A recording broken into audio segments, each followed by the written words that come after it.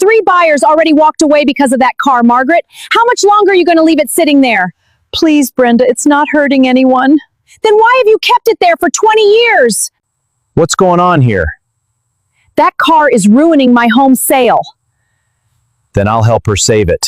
When I first saw this Corvette Z06, it looked like it had been abandoned to time itself. The tires were completely flat, the paint was buried beneath years of dirt and oxidation, and patches of moss had started spreading across the fiberglass body. Leaves and debris surrounded the car so heavily that most people assumed it would never move again. To the average passerby, it looked like nothing more than an old sports car waiting for the scrapyard. But to Margaret, it was everything. Before we get into the story, comment where you're watching from. The Corvette belonged to 73-year-old Margaret, a widow who had lived alone since losing her husband Arthur 20 years earlier. Arthur was a veteran and a talented mechanic who loved American performance cars. After leaving the military, he spent years saving money before finally purchasing the Corvette he had always dreamed of owning. It wasn't just his dream car, it was their wedding car. On a summer afternoon in 1970, Arthur drove Margaret away from their wedding in that very Corvette while friends and family cheered from the sidewalk. Throughout the years, the car became part of countless memories.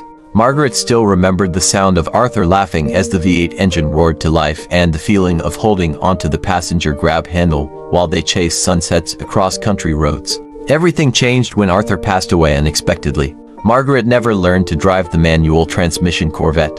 Every time she opened the door, the empty driver's seat reminded her of the life they were supposed to keep living together. Eventually she locked the car, walked away, and told herself she would deal with it later.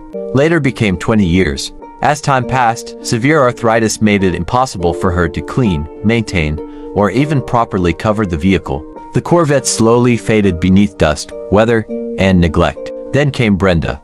Brenda lived nearby and was trying to sell her house. She believed the deteriorating Corvette was hurting the neighborhood's appearance and driving away buyers. After several failed showings, her frustration boiled over. On the day I arrived, she was threatening to file a formal complaint with the city and had even brought a scrap beer willing to haul the Corvette away for only $400. Margaret stood beside the car with tears in her eyes. Not because of the money. Because she believed losing the Corvette meant losing the last physical piece of Arthur still left in her world. There was no way I was going to let that happen. We carefully transported the Corvette to the shop and immediately began the restoration. Years of grime, oxidation, and moss covered nearly every surface. As the pressure washer stripped away the buildup, the original body lines slowly emerged again. What looked like a forgotten wreck began looking like a Corvette. Inside the cabin, time had stood still. The smell of old leather remained trapped inside